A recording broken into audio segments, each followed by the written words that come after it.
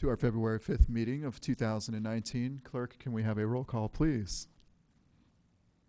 Thank you and good evening. Councilmember Syak? Here. Councilmember Spector? Here. Councilmember Rennie? Here. Vice Mayor Jensen? Here. Mayor and Chair Leonardis? Here.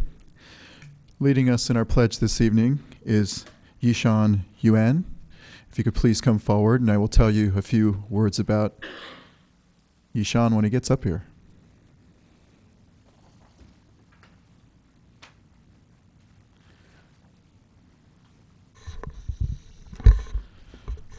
Yishan is a student at Dave's Avenue Elementary School.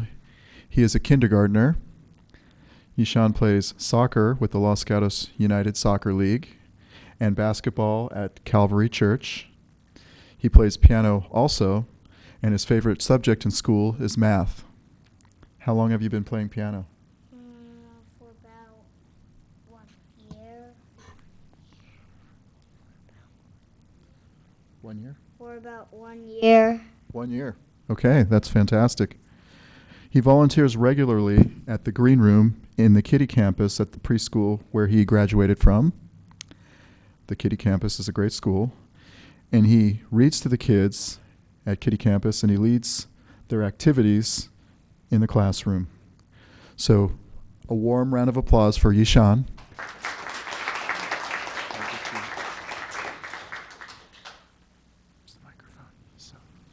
Hold this, Yishan. Hold the microphone here. No, this one.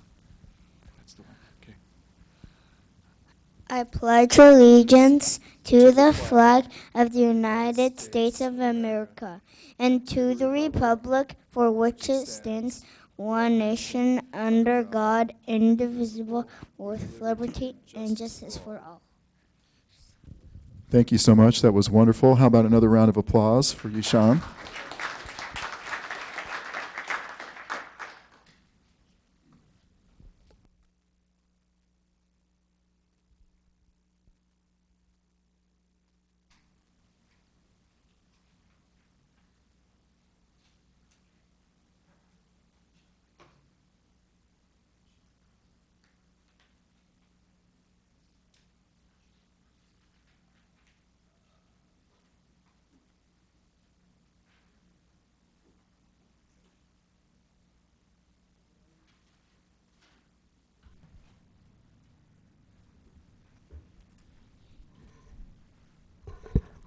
All right, thank you again. That was great. Moving on to our closed session report. Good evening. Prior to tonight's regular council meeting, council met in closed session to discuss real property negotiations. No action was taken that requires reporting under the Brown Act. Thank you. Next is our consent calendar. Does any member of council wish to pull an item from the consent calendar? Seeing none, is there anyone in the public who wishes to pull an item from our consent calendar? I see none, so we will look for a motion. Vice Mayor. Move approval of the consent calendar consisting of items 1 through 8. I'll second. All in favor? Aye. Opposed, none. Passes unanimously. Moving on with verbal communications. If you'd like to speak to the council this evening on any item which is not on our agenda, please fill out one of these cards in the stands. And we have 5 cards. The first speaker is Jeffrey Siegel. Actually, I think I'm going to follow Vicki here. Let her lead us off. That's okay. All right. I don't want to steal her thunder. Vicki Huizenga. Hello. So I took this off our wall. This is a canning label, 1900 circa. The owner, the builder of our house, ran the cannery and owned it. So I wanted to say, imagine a program where instead of Los Gatos getting 10% of property taxes paid on certain homes designated as historic, the community would get the benefit of 50% or more. That is the benefit the Mills Act would bring. Last month I spoke to you all about this. We also heard some concern from the town manager that administrative costs of the program might be more costly than the benefit. I want to address that and pass along additional information I've learned. Quick refresher, Mills Act is for the rehabilitation and protection of historic buildings. The owner of the property may receive a substantial reduction in property taxes, while the benefit to the town is the preservation of a significant historic resource and investment in the rehabilitation of housing. The California Office of Historic Preservation calls the Mills Act the single most important economic incentive program in California for the restoration and preservation of qualified historic buildings by private property owners. There are about 90 Mills Act programs in localities around the state, including Saratoga, Campbell, San Jose, Santa Clara, Los Altos, Gilroy. Last week I spoke with Sharon Lochner, who's state historian with the California Office of Historic Preservation. She is the Mills Act coordinator. I also reviewed Mills Act programs for many communities, and I'd like to share some of what I've learned. The design of the program is flexible and left completely up to the town.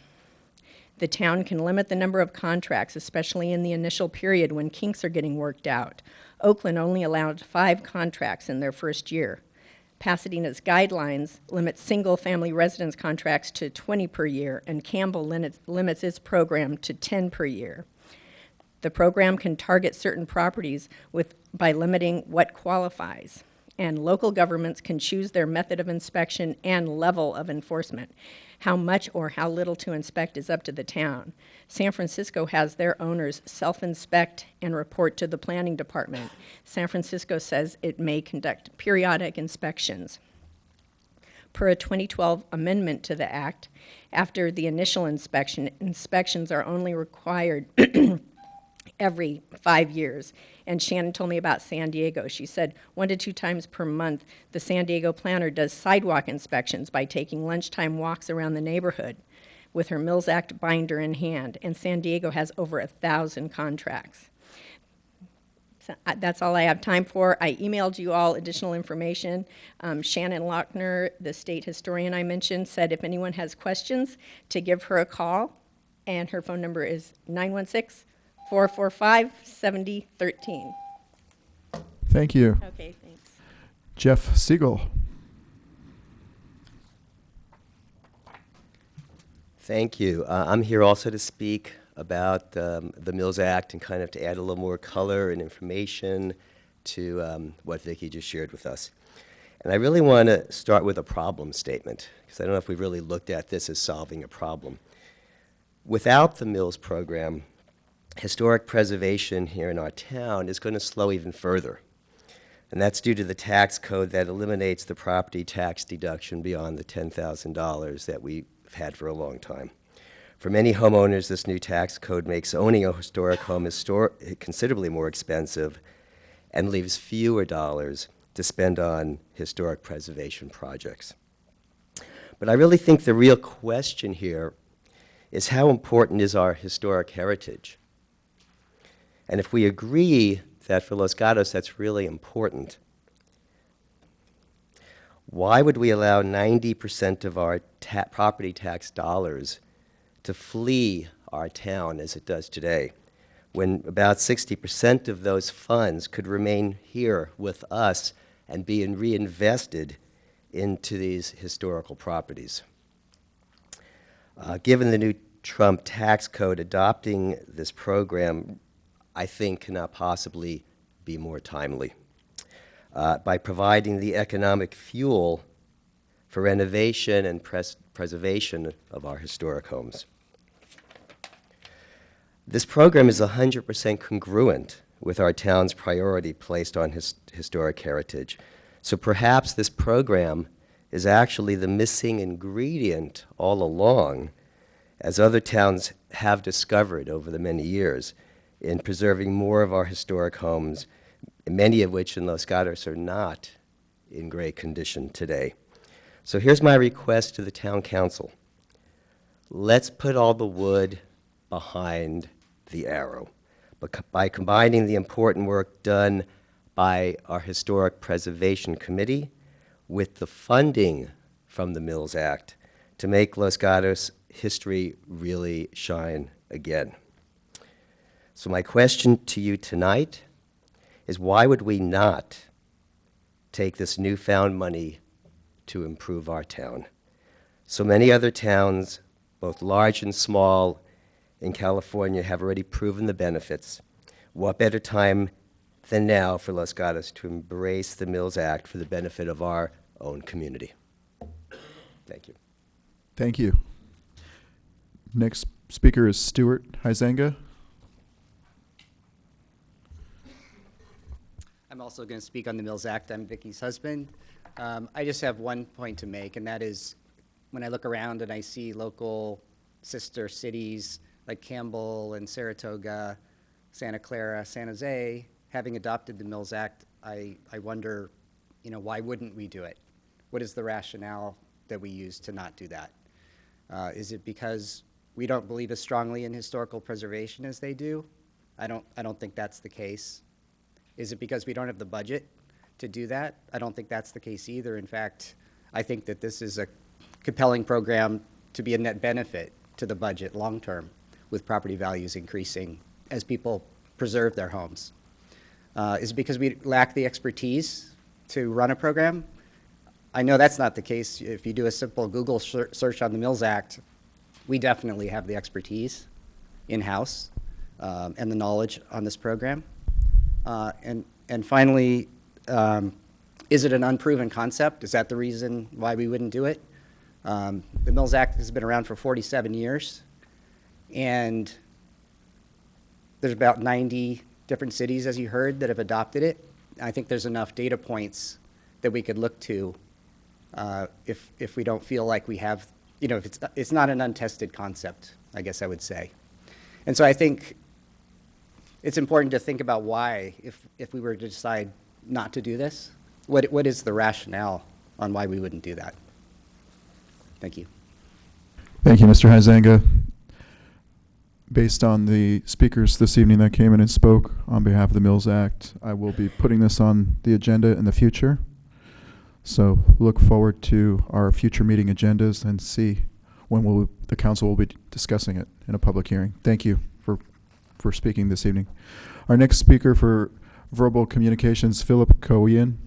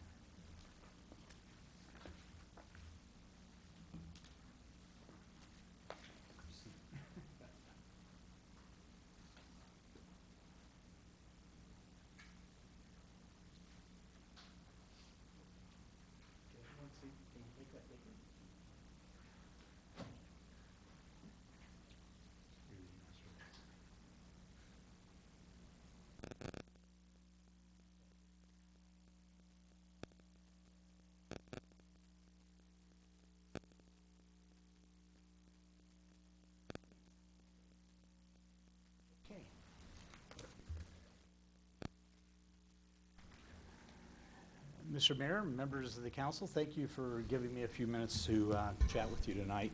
I'm here to talk about the strategic priorities from 2019-20. Can you bring the microphone closer to Surely. you? So I'm here tonight to speak to you about the strategic priorities that you discussed last council meeting for 2019 and 20. I've noted here you guys did some tremendous work, and congratulations. But what struck me is that there's a lot of things on this list. All worthy, all terrific priorities for sure. I've noted here some open items that I think you're still debating.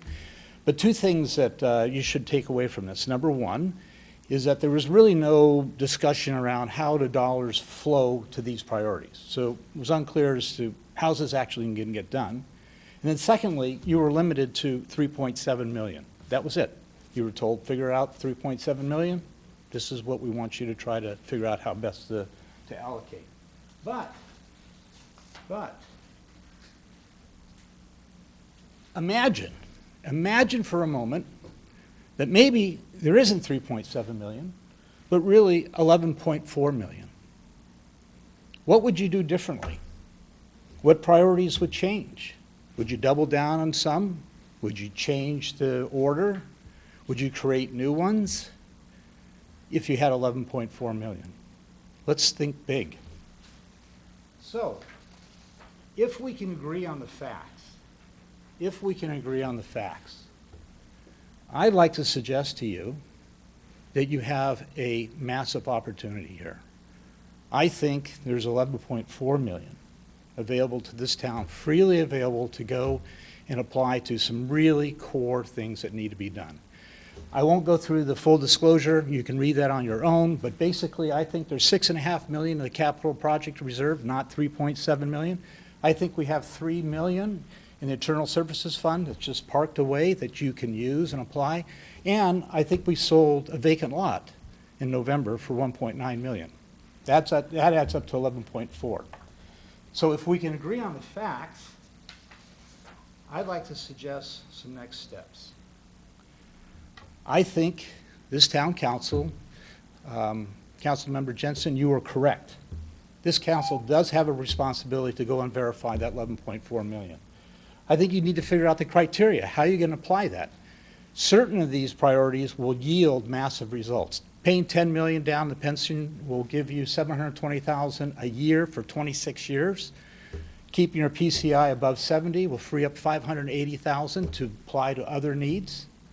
I think we need to figure that out.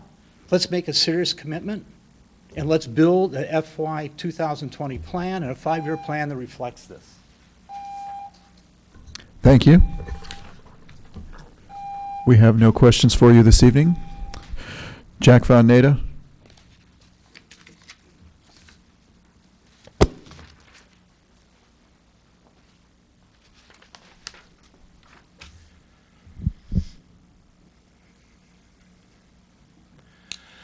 Good evening. Jack Van Nader, 165 Euclid.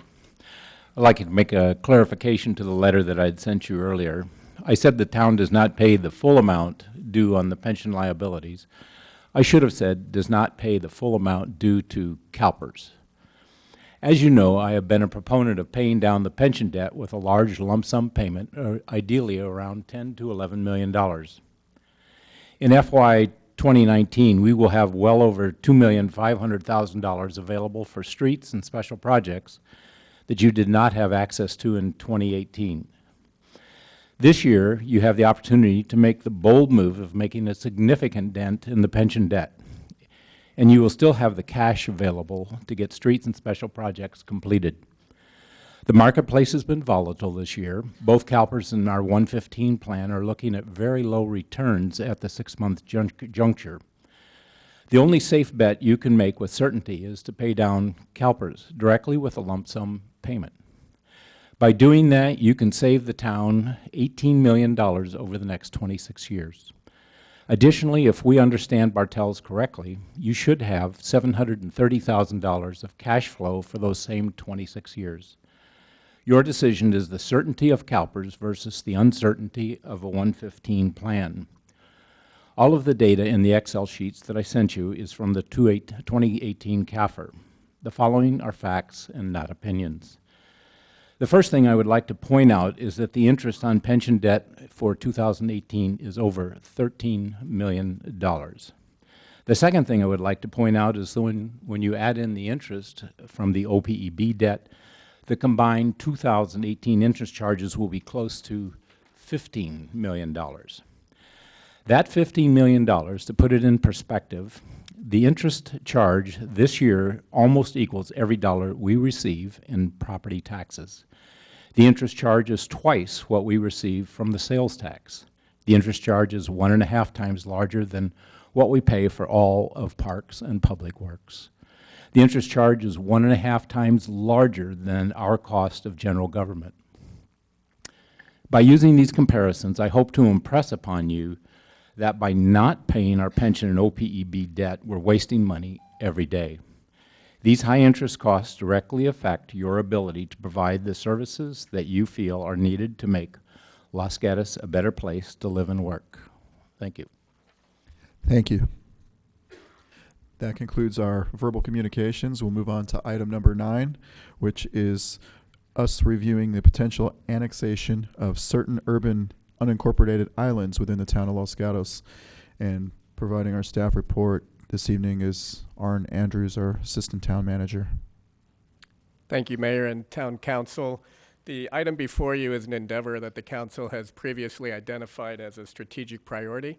So staff is bringing it forward tonight to confirm that this remains a priority, since we currently have the capacity to undertake this process if council so desires. Just to bring back a little bit of history, the town currently has approximately 32 urban islands. An urban island is a byproduct of development in the 1950s and 60s, and currently is deemed an inefficient use of land from a governance perspective and from a quality distribution of services perspective. Because of that, the state back in 2001 actually created a streamlined process by which municipalities could undertake an annexation process without having to cast a vote for such a process. In addition, LAFCO, and we have a representative in the audience this evening, has also waived fees associated with the annexation process because the state and LAFCO combined feel that it's very important to move in a more efficient direction for the provision of services. Staff has outlined of the 32 urban islands that we currently have, 29 of them meet the criteria under the state process, which means they need to be below 150 acres. And of those 29, we've identified 23 that are in the flatlands of the town that are actually already either entirely surrounded or primarily surrounded by existing town property. If the council sees fit, we will move forward with the streamlined process in conjunction with the help of LAFCO. We will also initiate through that process outreach to the affected community members in the districts that have been outlined in maps for you as part of the attachment. That will then culminate in having a public hearing that the council would hold. The council would then make a determination at that public hearing, which would then create a second public hearing, and it would be at that public hearing that the process would reach its conclusion. Staff is available for any comments concerning the memo, and as I mentioned, we also have a representative in the audience from LAFCO. Thank you. Are there any questions from council? Councilmember Sayoc. Thank you, Mayor. So I understand this is just the beginning of the process, but when you say streamline and waive annexation fees, is it all or nothing for these pockets so that should we move forward, it's not a homeowner's individual choice whether to be annexed and incorporated, it's the neighborhood as a whole? Actually, through the streamlined process, through legislation in 2001, it is a council decision. It doesn't require a vote of the residents in any of the neighborhoods, either on a collective or on an individual basis. So if I could just clarify the question. So then it would be us as a council deciding if these pockets are to come in to be annexed. It would not be individual households, but entire pockets. That is correct. Okay. Vice Mayor. Just a process question. You said there were 2 public hearings that were anticipated. Is it like an adoption of an ordinance process where the council decides what action it's going to take in the first hearing, and then the second hearing is a confirmation of that, or what's the process? I'll defer to the town attorney and our LAFCO representative, but yes, I believe that's the process. It's through ordinances. In zoning changes, you would change your maps. So it's essentially the second hearing is a second reading if it were an ordinance? Correct. Akin to a second reading? Correct. And I believe it also has a planning commission because there'd be zoning changes. No, doesn't have to go to it's a planning commission. resolution. Okay. So this is entirely a council process? Yes. Okay, thank you. I have a question. What do you anticipate the time frame of this occurring? I guess the whole process. If council confirms that this is a priority for them, I would then engage with LAFCO. They could give me a better sense of a timeline. But at a minimum, we would put together a pretty robust public outreach campaign. We would mail directly to each residence in any of the affected urban islands that we're discussing with updated information about what the benefits are to annexation, and then also apprise them of what the forward schedule would look like so they are well aware of both public hearings. And then we would have to then schedule 2 public hearings. You can see from the shortened process that some of them require an actual noticing period. You can see for the first public hearing, it requires 21-day noticing, so that's almost a month there for that one alone. But I would guesstimate, and I'll defer to LAFCO, 4 months.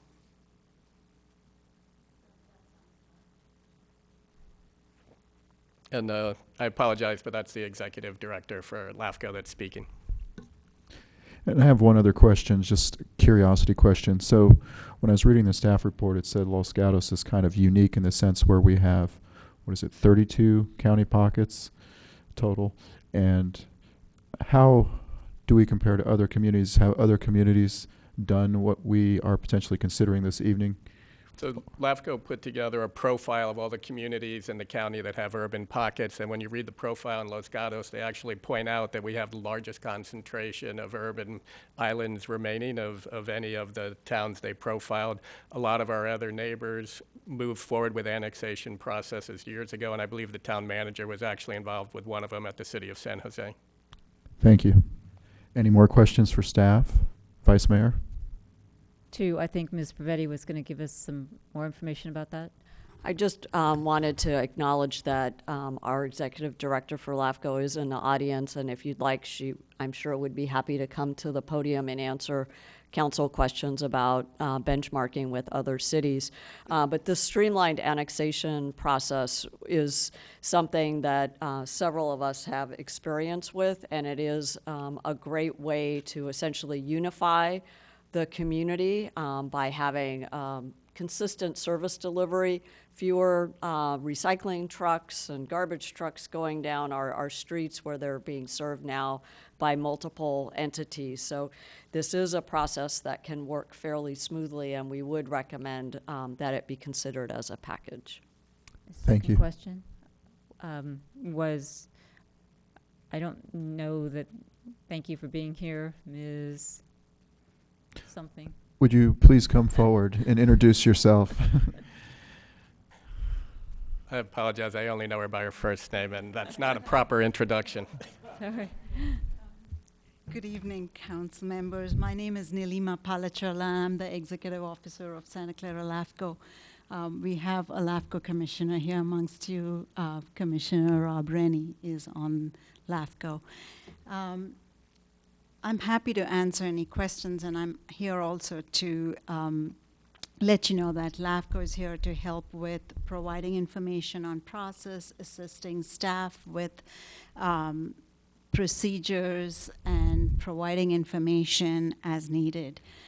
We've worked with various cities over the course of many years on island annexations, particularly with the streamlined process. We worked with the city of San Jose, annexed a number of islands at the city of San Jose.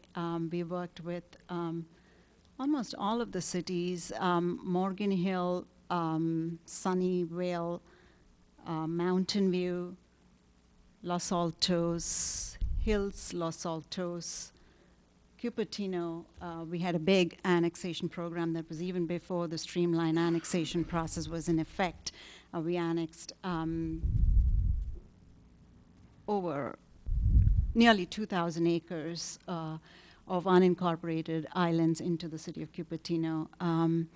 So we have been able to help cities with the annexation process. We have this program, had this program in effect since 2005, and we continue to have it. We work and coordinate with the county on various things, including preparing maps for the annexations, waiving fees. The county is supporting this program as well in waiving fees for preparing maps and reviewing maps. The state board, we also work with the State Board of Equalization in making these annexations as efficient as possible in terms of fees. There is a fee to the State Board of Equalization that we work with them to see how we might make it most, how we might reduce the fee amount as much as possible for these annexations. So I'm happy to answer any questions you have. I think your summary sort of answered all my questions, so thank you very much. Councilmember Rennie? Thank you. So there's been times when cities have come to LAFCO and requested an annexation on their outskirts, and we've used the excuse that you shouldn't be doing this. You have all these islands you should be annexing first. Why is this such an important policy for LAFCO? As you know, just going back to LAFCO's mission, LAFCO has a state mandate, and our mission is to promote orderly growth and development in the county by preventing sprawl, protecting open space and agricultural lands, and ensuring efficient delivery of services. In the 70s, right after LAFCO was formed, all of the cities in this county and the county and LAFCO developed countywide urban development policies. And, in summary, the policies call for the county to keep lands that are unincorporated in rural, not urban uses. The county has agreed not to provide services in the unincorporated areas.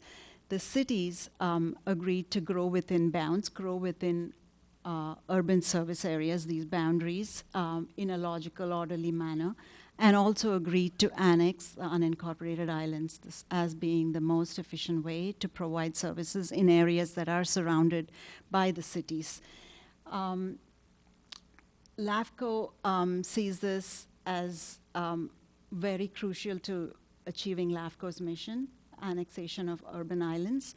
LAFCO in 2005, putting together this annexation program, also adopted policies, and we adopted somewhat of a carrot-stick approach where we would encourage the cities to annex islands, provide fee waivers, and work with the cities and assist the cities. We also encourage the cities to first annex islands and develop within these islands before expanding outwards as a way to curb sprawl and promote infill development within the cities. All right, Councilmember Sayoc. Thank you. So I appreciate LAFCO's mission, and I understand its purpose. In this case, though, we're not looking to annex outside boundaries, and it's the urban islands, as you mentioned. And my hesitation is I know several people who purposely choose to live in unincorporated because of a perceived freeness from government, city officials. So do you have examples of recent annexations that were initiated by cities that have been successful, and what was the most recent one? As I said, we've had many number of cities that have worked on used the streamlined annexation processes. It's been years, though, since we've had major island annexations. The city of San Jose did a number of island annexations. They annexed almost all of the islands that were smaller than 150 acres through a program. And your question was what was the... So that was the biggest one. What was the most recent annexation that was initiated by the city? I think City of San Jose has done a number of annexations. Yes, and you're right, there are a number of people in the islands that are opposed to being part of their surrounding city, and that's, I think the state legislature recognizes that, but also recognizes the good governance aspect of one jurisdiction providing services to this area that is completely surrounded by the city, and the city having the ability and the jurisdiction to plan for that as one area. And that's why they instituted this provision for streamlining these annexations and taking away this perception that the local residents have control over this particular aspect of governance. And I would just add, people often forget that governance is a two-way street. It would also give the residents in these pockets the ability to participate in the governance of the community they live in, and participate, whether it be in boards and commissions or through their own electoral process, to actually participate in the area they've chosen to live. I would also add, we talk a lot about provision of services, and often we talk about, duplicative garbage and things of that nature. But we all talk a lot lately about emergency preparedness. If you look at the majority of the urban islands we have, it is a large concentration of the eastern part of our community. And I try to imagine what emergency response in a disaster would look like. County would be calling for mutual aid from us. We'd be calling for mutual aid from them. It's just inefficient all around for everyone. And maybe in the 60s and 70s it made sense, and maybe there's still some legacy thoughts that seem to think that somehow this is going to be a deterrent to a quality of life. But the reality is, in our current day and age, this is a benefit for everyone. Okay, so Mr. Andrews, or our LAFCO representative, perhaps you can answer this question. When we have someone who applies for a development application, they want to remodel their home, there's something called the 300-foot rule, and we have to annex them to the town anyway. Is that correct? So inevitably, the question is, inevitably, they will eventually all become part of the town anyway, if they try to do any improvements to their properties. I'll defer to the Director of Community Development if he wants to add anything else, but there was an annexation on the consent calendar tonight. That is a correct statement. Little by little, the annexation is happening and ultimately will happen through time. I think what staff is saying, and I believe this is why council originally made this a strategic priority at one point, is in this day and age, the lack of inefficiency, whether it is just from service provision or whether it is from an emergency response capability, or whether it is just from folks being able to participate in the communities they work and live, it just makes sense. Thank you. Do we have any other questions? All right, thank you. I have a question. Councilmember Sayoc. But it's of staff, so either to Mr. Andrews or Ms. Provetti, can you just give more explanation of what the community outreach entails? Is it just a letter to all the affected parcels? If you could just walk me through how broad and how deep outreach is envisioned. The outreach would be tailored to the affected parcels. So we've identified all the parcels on the maps. So they would all get a letter of invitation to come to a community meeting. We would also provide them with a brochure that would identify the benefits and costs of being annexed to the town of Los Gatos. And in the past, we've done comparisons of what does it mean to be in the town versus the county. So that way, those residents are fully informed. We would conduct a large public meeting to answer questions on the part of the residents.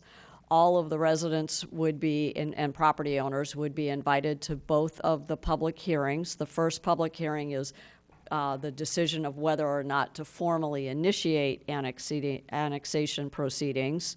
And in my experience, if the public is concerned, they will come out and let you know of their concerns. If they're not, then they may not come in. We've also seen residents in other jurisdictions be very supportive of this measure. So you would have public testimony, you'd be able to debate and decide whether or not to initiate.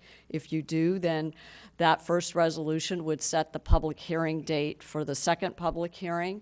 While the town for these smaller annexations have typically done these on consent, we would imagine that for something of this scale, it would be a public hearing that would not be on consent.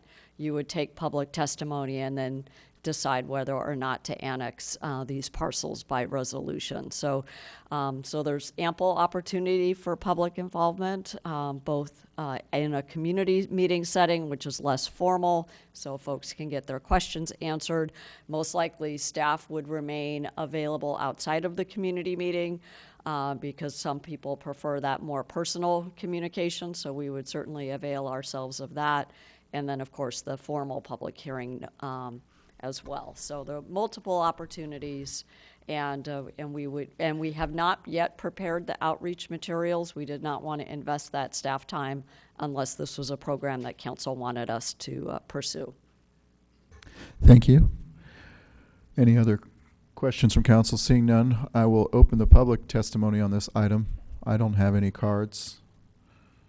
Would you like to come speak? Please come forward and tell us who you are and fill out a card for our staff. Hi, Fred Faltersack, 16494 Harwood Road, Los Gatos. I read the card. It said voluntary on filling it out, and I wasn't planning on speaking on this, but I do like I can't read the name this far away, but your comments on that some people choose to buy in an area that is not annexed yet. They like the fact that they're, say, under the county jurisdiction instead of the town of Los Gatos. And I just think that it, you know, I'm not speaking for them. I'm speaking just saying that I think it is a good idea to allow, before the Los Gatos just says, okay, everybody in your little pockets, you're going to now become part of Los Gatos, that you let the homeowners have some decision making in this process. You know, there might be a pocket that has, you know, 10 homes in it, or one that has, you know, 50 homes in it. But, you know, if they want to be in it, then great. But, you know, not everybody, again, wants to be under that additional umbrella of policies and laws that they might not be under at this time, and they might be willing to have a sheriff respond to an emergency versus Los Gatos Police. I love Los Gatos. I'm just saying that, you know, universal turning it into, you know, without the homeowner's consent just seems a little bit like you're taking something before you're, you know, asking permission to take it away. So that's all. Thanks. Thank you. Are there any other speakers on this subject? Seeing none, we will close the public testimony and move forward to council with a motion. Vice Mayor. Question and then I think a motion. Our recommendation is review and provide direction. I'm assuming that what is preferred is a motion that says initiate the process or do not? Correct. Okay, so I would move that we initiate this process, bearing in mind that it's an extended process and that if we don't initiate it, we will not get any input from anyone as to how it should go. So I would like to see us initiate this and then go forward with the streamlined provisions. Second. Okay, we have a motion and a second. Discussion. Councilmember Sayak. I have another staff question, if I may. And I understand it's an all or nothing effort. What if during these public hearings we find certain neighborhoods willing and certain neighborhoods not? Is that an all or nothing, or during that hearing we decide which pockets? Staff has presented it to council as if we'd like to do all these urban islands at once, but as the town manager suggested, there will be a process by which we will start to understand feedback from the community, and that information will be shared with council. And if you choose to opt for a different direction, that can happen at the council's discretion. But as we engage with LAFCO, based on the council decision tonight, we will move forward as if we're going to engage every one of the urban islands that's been identified tonight. Right. There's a difference, though, between engaging and then at the final decision. And so the council would retain its discretion. So let's say 75% of the pocket residents are happy and they're content, and yes, you know, thank you for the opportunity to become part of the town. And then you have the remainder who say, you were a contiguous area and we really like our autonomy. We like being under the county rules instead of the town rules. You could, you know, we will have detailed maps thanks to the county's surveyor, and we, as you can see, even in the exhibits in attachment 2, these have already been labeled. So you could say LG1 or LG3 or whichever one will not be moving forward in the initiation, and so we would carve those out. We would prefer not to modify the boundaries, but again, you have discretion in terms of how this actually proceeds based on the input that you'll be getting from those property owners. Vice Mayor. As the maker of the motion, I just want to indicate that it's the intent of the motion that we follow the process that's outlined for the streamlining in our report, which will give us the opportunity at the first public hearing, obviously, to hear from, there's a streamlining thing, what is it, attachment 1, that we will have the opportunity to hear from the public as to what they believe is correct, and then of course the council can assess that and determine to do a package, determine to do 1, determine to do none, determine to do 5, whatever it is. So when we get, it's my anticipation that once we get to that hearing, that then the council will have the discretion to determine what exactly it's going to do. And I just thought of a comment that I would like to make. I think the larger 150 acres or more, which are areas such as the Blossom Manor neighborhood and there may be one or two other neighborhoods in Los Gatos, those will be excluded from this process because that would have to go to a vote, like a ballot initiative. That's correct. So just for the public's information. So we have a motion and we have a second. Do we have any more discussion? Seeing none, I'll call the question. All in favor? Aye. Aye. Opposed?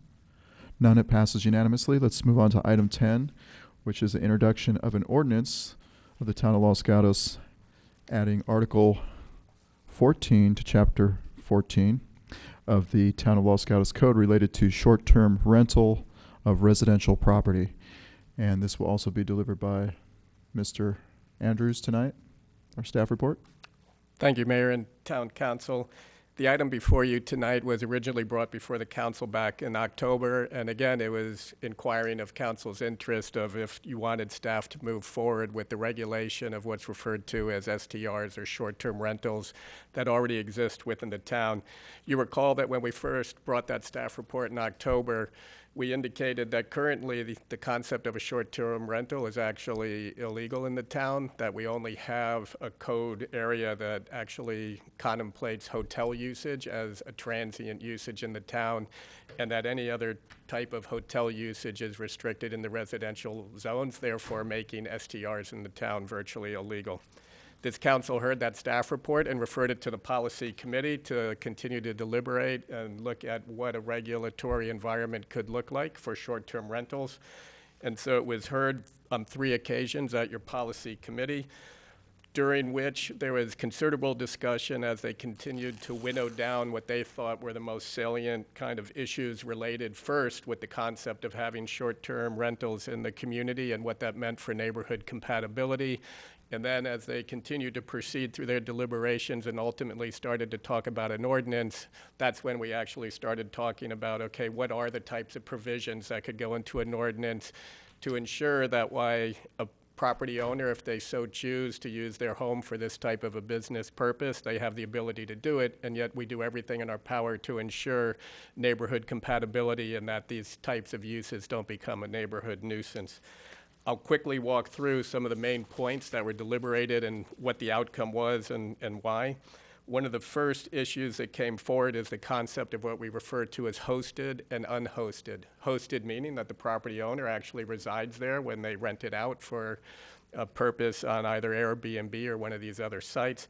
And unhosted means that even though they're, per our ordinance, the primary property owner and that this is their primary residence, they choose to rent it out when they're not there.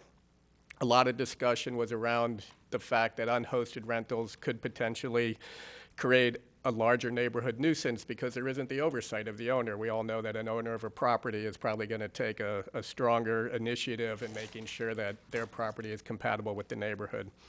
After considerable discussion, it was decided that a mix could be found for both hosted and unhosted, but with unhosted rentals being a much shorter span per year of 30 days per year, and hosted rentals being 180 days per year.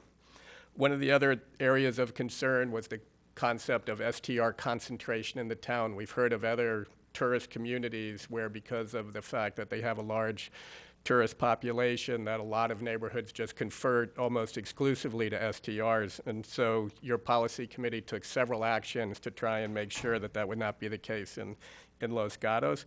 I think the strongest policy decision is the fact that it limits a short-term rental to 1 per parcel and 1 per owner, and the parcel has to be the primary residence. And so this makes sure that no outside consortium could come in, buy up a multitude of properties just for the purpose of being an Airbnb, because when you do your application, you have to stipulate in the application that this is your primary residence. So 1 per property, 1 per owner. That was a major point of discussion at your policy committee. One of the other points of discussion is we've recently talked quite a bit about accessory dwelling units, and we have a hope that accessory dwelling units will help with the housing shortage. And so what they deliberated and ultimately decided on was it's prohibited for rentals per the current code, which is anything approved after February 6th.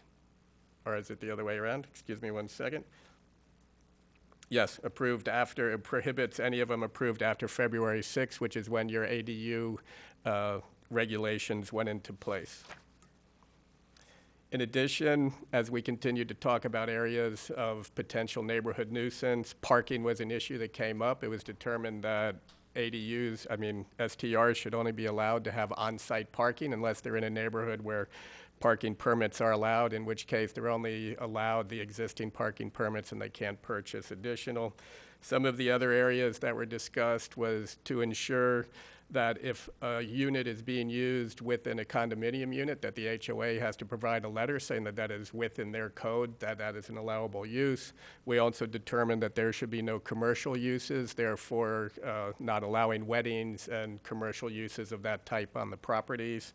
And then ultimately, one of the other areas of discussion was the concept of an apartment building. Because they wanted the onus of regulation on the property owner, apartment buildings were actually removed from the process because they're basically a sublet situation and you don't necessarily have that direct connection with an owner of a property in that instance.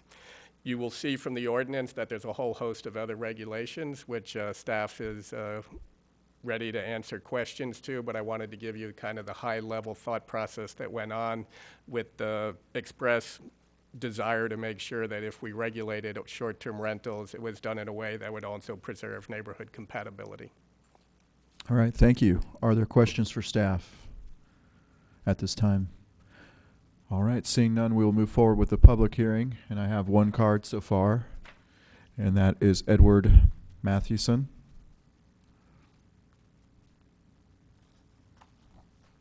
Thank you. Thank you. I've read the proposed ordinance. I think it's great. There's one problem that I have. My wife and I have been living next door to an illegal B&B for the last 2 years, and we're over on La Rinconada. It was unhosted. The people bought that, and they never lived there, and it was just short-term rentals for the last several years. And it really wasn't too bad, but the main problem, which I'm here about tonight, is parking. There's off-street or on-site parking for these people, but they didn't use it, and they would just park on the street, and they would park in front of our house, and it affects our delivery of our mail, and other people would come to our house because there's not much parking there, and so we'd have to talk to them, but we'd have trouble finding somebody to talk to, because it's unhosted and we didn't know who was there and whose car it was, and then they would be gone during the day. So my question is, and maybe this can be addressed by Mr. Andrews, is how's this going to be enforced? How's the parking issue going to be enforced? These are people here today and gone tomorrow, and then they have somebody new the next day.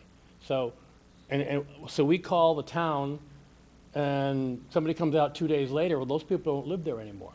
And, it's just, it has to be taken care of right then and there. Otherwise, it continually rolls over to the next person who comes in, parks not on the property where there's space for them, but in front of our house or somebody else's house or in their driveway or something like that. So I think there should be a focus on that about how this parking issue is going to be enforced, because it needs to be enforced right now, not we'll get to it next week. It's not a long-term thing because these are short-term people. Okay? All right. Thank you. All right. Is there questions for the speaker? Seeing none, thank you. Next speaker, Ed Morimoto. Good evening, Ed Morimoto, 460 Monterey Avenue. I just wanted to offer a couple comments on the draft resolution. One is with regards to the ADU policy or exclusion. If I'm understanding the way the draft policy is written, ADUs that were ADUs prior to the February 6, 2018 change would be considered hosted units and therefore would be allowed to have 180 days of occupancy throughout the year and a complete prohibition on ADUs after that.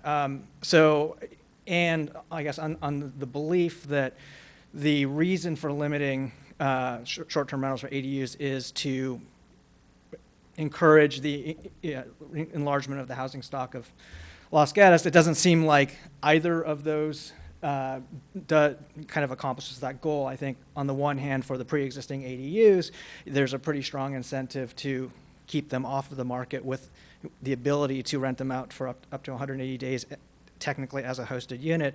And I think that the prohibition on new ADUs being included for at least some short-term rental could provide a disincentive for people who either are considering building ADUs or have eligible properties with existing structures that could be classified as ADUs, could be a deterrent from them doing so. Coincidentally, we are building a house where we will be faced with that exact decision. It really doesn't factor into our decision whatsoever. Our choices for classifying as ADU or not have nothing to do with the economics, but I could see that being an issue.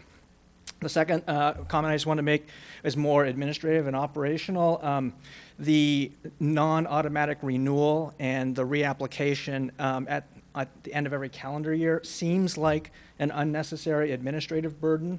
And if you layer on top of that the 5% cap, and if we ever got to a place where we were getting close to hitting that cap, the uncertainty that that might create for folks who are renting out a short-term rental, especially over the holidays, and to potentially be in a situation where they might, halfway through the holidays, no longer have the ability to rent out that unit. Seems like there's probably a better way that that could be handled, perhaps with automatic renewals for units that are actually being used, as opposed to people who are holding these permits for kind of option value, as long as those folks are in good standing.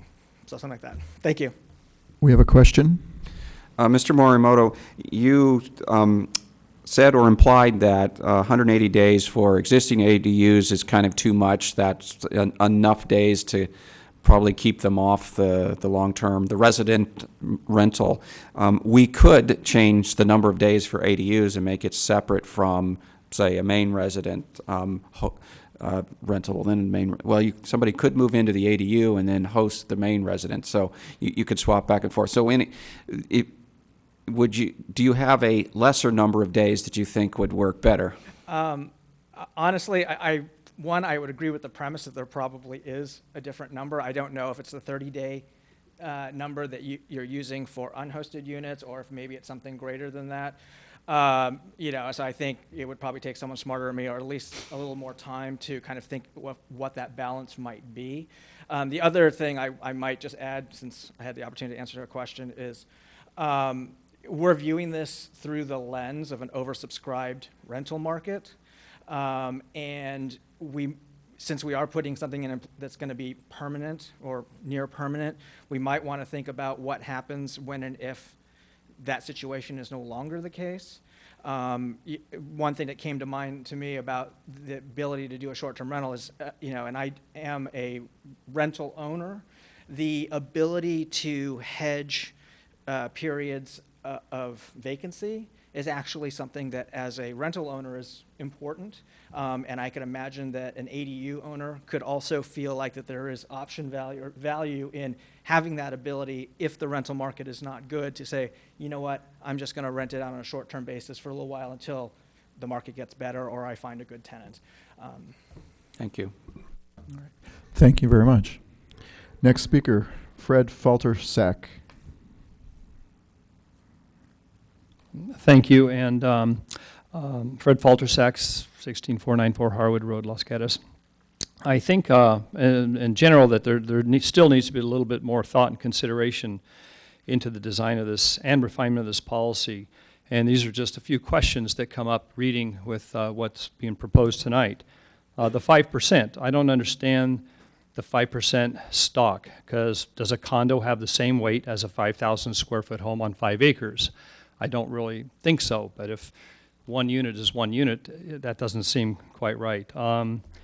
Primary residence, living 9 months out of the year, I think federal laws, just to decide what your state you're living in, is 51% of the year. I have friends that travel around in their big motorhomes 4 months out of the year. Does that mean that they don't live in Los Gatos because they're only here 8 months of the year? I think more work needs there to be done there.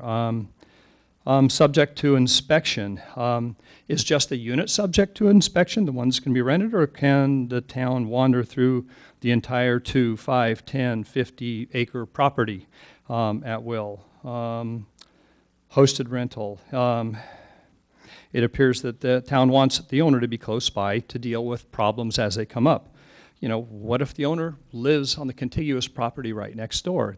You can't get much closer than that. It's, you know, you're 20 feet away. Occupancy, maximum occupancy, 2 persons per bedroom, plus 1 per additional unit. Again, we get back to, you know, this unit.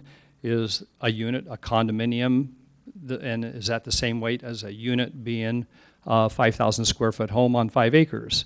It's just not clear that you get 2 people per bedroom plus 1 per unit. So some clarity needs to be worked on there. Mr. Morimoto's comments were good also as far as the ADUs.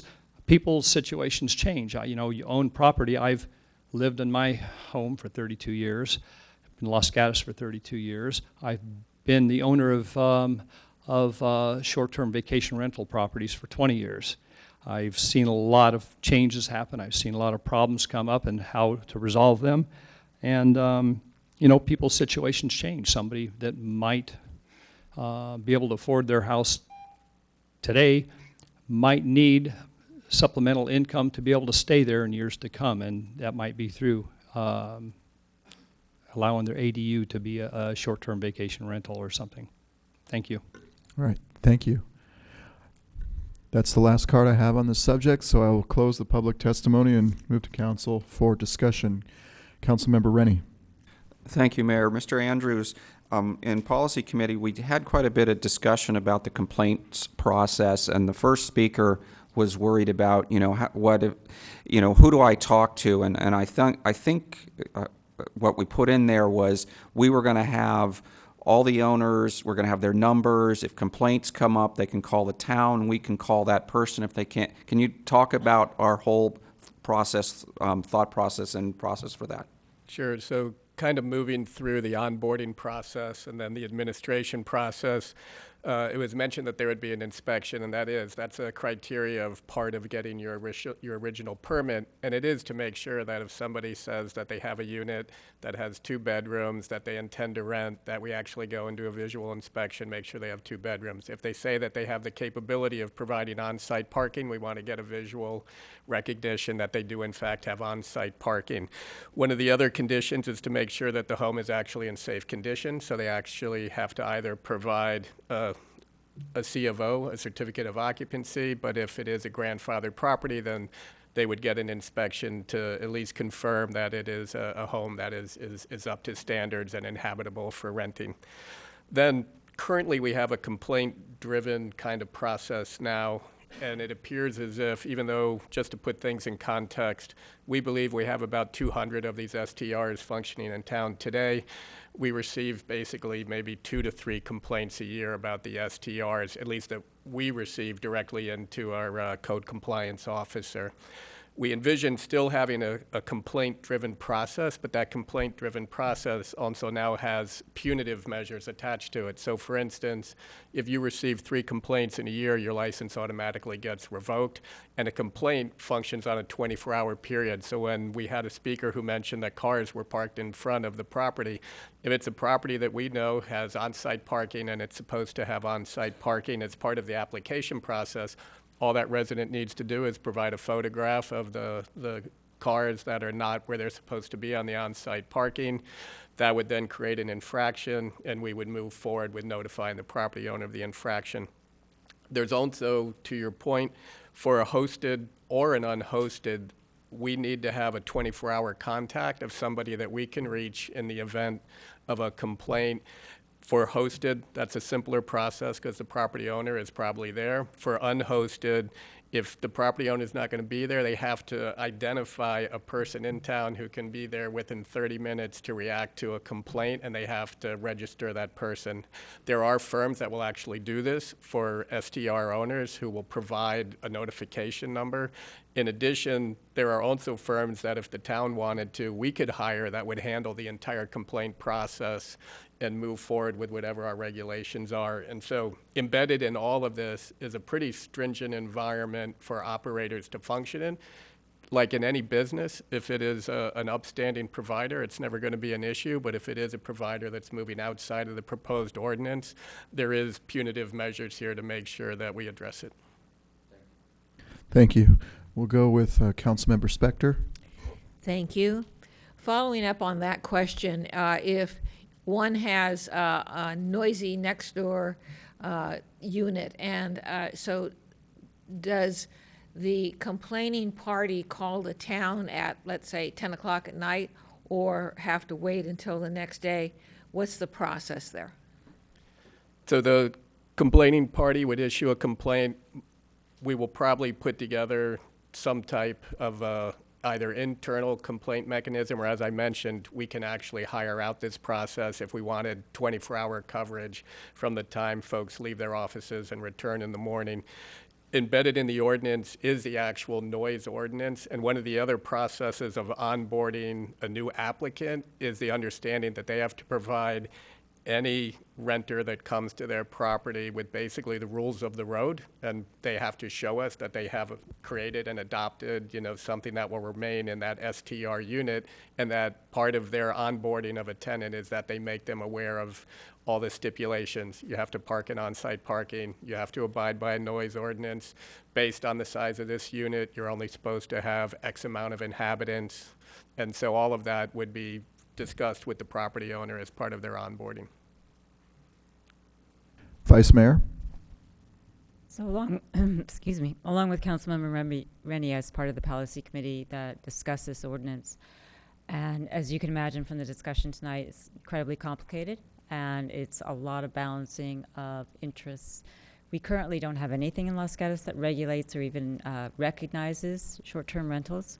So the town council had thought it would be better to actually adopt regulations and try to reach those balances with an ordinance rather than just let them exist without having anything.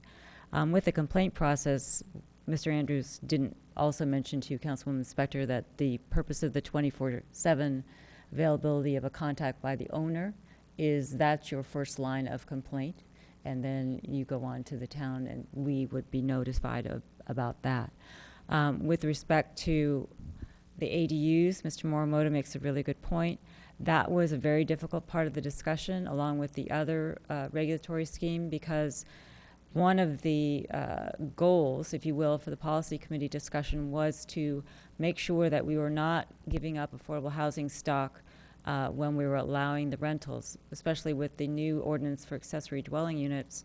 If we allow those to become all rented or allow them to be bought up by absentee owners, we would risk raising the price for those and then taking them out of our affordable housing stock. By the same token, we didn't want properties to be acquired by just investment firms who are going to rent those out for Airbnb. So we created a regulatory process where we asked the owner or the operator to file a registration application with the town that we hope is going to be simple, straightforward, and not that expensive.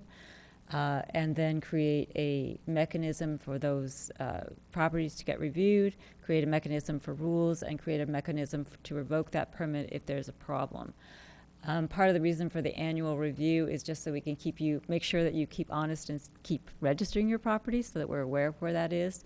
The town also receives, hopefully, a tax benefit from transient occupancy tax. So in order to capture the potential advantages and then try to work through the obvious issues, traffic, noise, and parking, that might be created by an Airbnb, we had hoped to come forward with an ordinance that we thought captured as best we could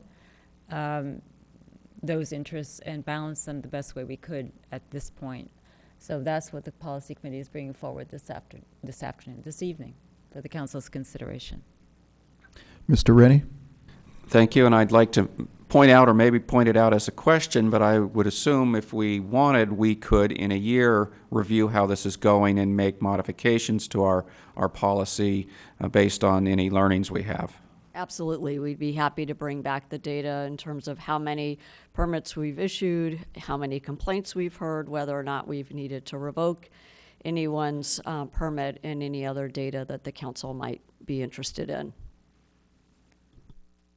Any more discussion or a motion? Councilmember Sayoc. Thank you. So I want to thank staff and policy committee for doing this review. I know when it was brought to the full council, there were a lot of these questions that were asked, and as Councilmember Johnson said, it's definitely a balancing act. I like the idea that we're bringing it back in a year. I think we need to try it and see how it goes. There clearly is an enforcement area that allows residents who are concerned about its impact on their own neighborhood. And I think, again, there are about 200 units that are already occurring. The more we can regulate it to determine how they're functioning and how they're impacting the neighborhoods, I think is a good thing, and it provides more lessons for next year when we look to improve, if we need to, this policy and this ordinance. So I recommend that we approve this. The council I recommend that we approve with the introduction of an ordinance of the Town of Los Gatos, adding Article 14 to Chapter 14 of the Town of Los Gatos' Town Code related to short-term rental of residential property. By title only. By title only. All right, we have a motion. Do we have a second? Second. Okay, second by Councilmember Rennie. Councilmember Spector. Thank you, Mr. Mayor. Let me put my thoughts in perspective. First of all, my husband and I have been using short-term rentals between Hawaii and New York City for many, many years. So it is a format with which I am very familiar. I also know that in even very large cities, these units have issues. One, for example, that had to be closed down because the people were ingressing and egressing, making too much noise. Again, even though this was a very big city. Another one where the owner had to stay on premises in order, again, to monitor the use of his or her property. So I have the experience, I understand the upside, and I have experienced the downside. And also, these units are very much akin to what we used to have, or not used to have, but our bed and breakfast inns. And many, many years ago, there were people who wanted to have bed and breakfast in our residential areas. And that was actually a big deal with a lot of hearings before the Planning Commission and the Town Council. And ultimately, that was not approved. And as a result, you do not have bed and breakfast in either, you don't have it as a permitted use in any of our residential areas, nor do you have it as a conditional use in any of our permitted areas.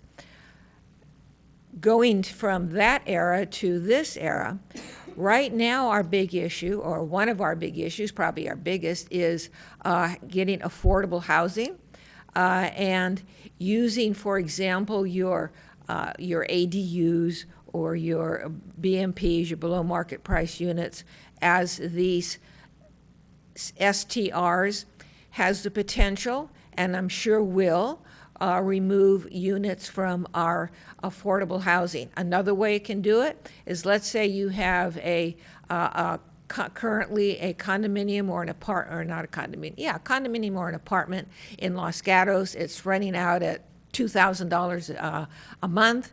The landlord goes, I can have $500 a night, 4 nights. I don't have to have the rental of $2,000 a month, and with all its associated concerns and issues. The report says, policy committee says, referred to the $246,000 in transit occupancy taxes that could be put into the town's coffers. True, but we also have the additional staff costs associated with approving and monitoring these units. So that is a $246,000 gross, not a $246,000 net. I think this is actually, I do appreciate the fact that the policy committee and the council is supportive of this issue. I do understand the fact that the people who spoke were supportive of the issue. However, I think it is a significant issue to specifically our downtown. and are the areas that are associated and encompass the historic part of our downtown. And because I think it's a significant issue, I think that it should be reviewed by the Planning Commission and the Town Council, as opposed to being sent directly to a policy or an ordinance as it is. I do appreciate the return in 1 year. Thank you for whoever came up with that. Okay. Any other comments or discussion? Seeing none, I'll call the question. All in favor? Aye. Opposed? No. So it passes 4-1. Thank you for those who participated this evening in the discussion. And we have to do the title and the ordinance. An ordinance of the Town Council of the Town of Los Gatos adding Article 15 to Chapter 14 of the Town of Los Gatos Town Code related to short-term rental of residential property. Thank you. Moving on to item number 11 this evening, which is the Downtown Pilot Program recommended by the Policy Committee for the Parklets. And our staff report is by Mr. Matt Morley, the Public Works Director. If you have speaker cards, please bring them forward. Thank you very much, Mayor. Our Parklets item was taken on in response to inquiries from businesses. I will note that there is a desk item that was provided to you earlier this afternoon on this item as well. This is recommended as a pilot, and as such allows the flexibility that a typical pilot does to explore the concept and modify, expand, or end the program as warranted during the duration of the program. When you look at parklets, they can provide a significant benefit to a downtown. They serve to activate a street. They provide for outdoor dining and expanded seating. They create a community gathering place, and they can provide similar solutions to expanded sidewalks. So there's a number of benefits that they can bring. When the policy committee looked at the concept of parklets, they brought in a whole bunch of considerations. They looked at who participates. Sorry,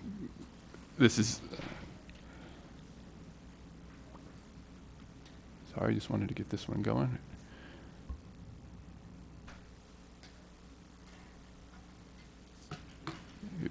Can you see the space bar for me?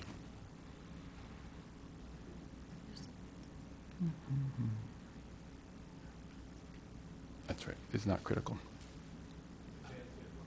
Just if you just want to advance it. Nothing? That's okay. The PowerPoint's not critical, it's just some images.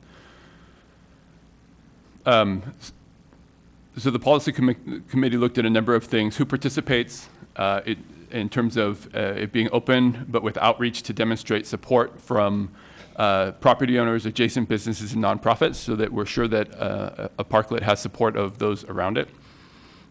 We looked at funding. Would this be a private, public-private partnership, a private-only endeavor? If there would be town funds, and in the end, we looked at it as no town funds, but no cost for the space from a rental perspective. So the parklets would be free to use in terms of the businesses.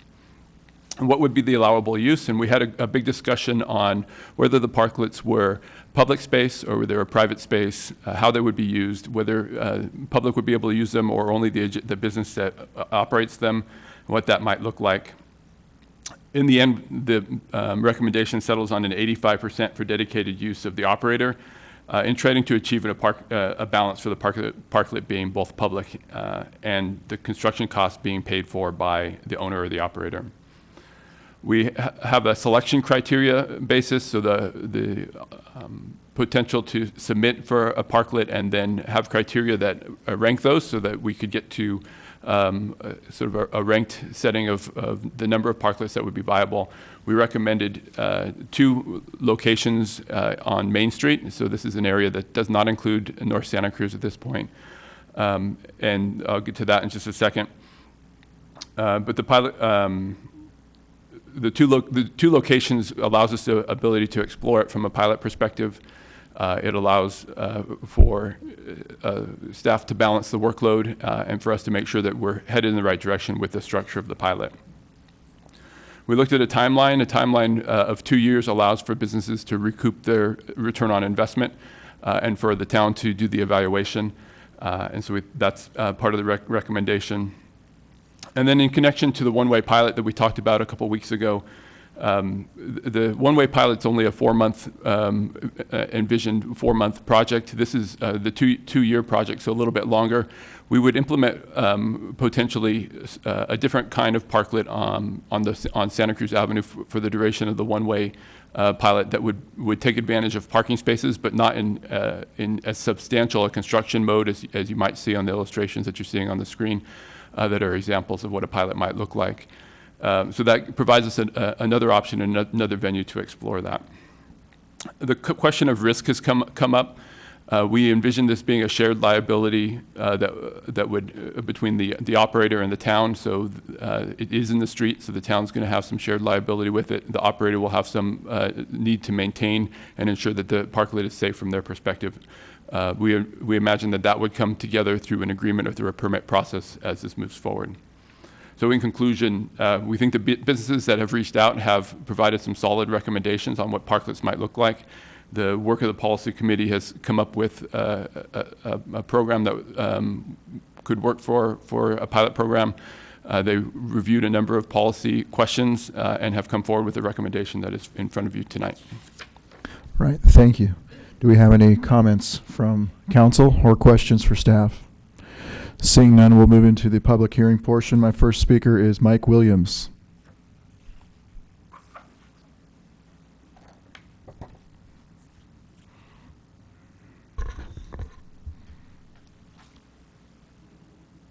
Hi, thank you. Michael Williams, 27 East Main Street, Los Gatos.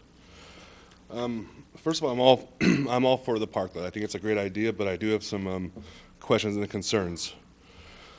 I understand that all the businesses are for it and all the landlords are for it. And I also understand that some of the landlords are willing to pay for it.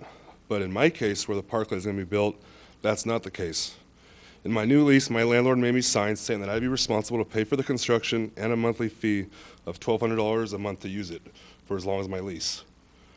All 4 restaurants would have to pay the landlord, and that would equal up to $60,000 a year for a public parklet. So I'm very worried about the financial woes of the project, and I'm also wondering if it's legal for a landlord to charge the small business owner to use the public parklet. And I spoke to you a little earlier, but I just need some clarification on that. So is it legal to charge the restaurant owner rent to use the public parklet every month? I'm sure that question will be addressed throughout the testimony this evening. Okay. Do we have any questions from council for Mr. Williams? One more thing, I'm sorry, but the pilot, is that also being charged to the property owner to build it, or is that a town that would supply the pilot, and then after, if it did go through, then the owners would build it? That's what I'm concerned about as well. Right. Thank you for your 2 questions. All right, our next speaker, Anna Pizot.